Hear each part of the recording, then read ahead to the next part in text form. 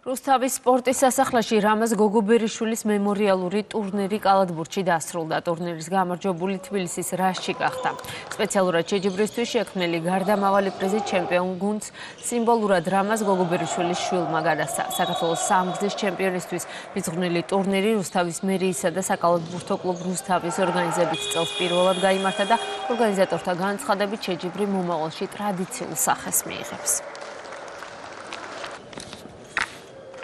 ახალ ტრადიციას ჩაეყარა ჩვენს ქალაქში საფუძველი.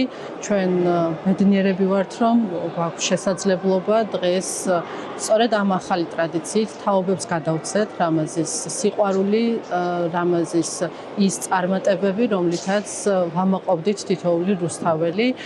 მსგავსი ტურნირები დაეხმარება, რომ კიდევ უფრო მეტი мотиваცია გავაჩინოთ ახალგაზრდებში. იმედოვნებ, რომ აღნიშნული ტურნირი ტრადიციული გახდება და კიდევ ბევრ ადამიანს მიეცემა იმის შესაძლებლობა, რომ კიდევ ერთხელ გავიხსენოთ რამაზ გოგობერიშვილის სახელი და ხელი შევუწყოთ მომავალი თაობის და კალათბურთელების სრულყოფას სპორტული თვალსაზრისით.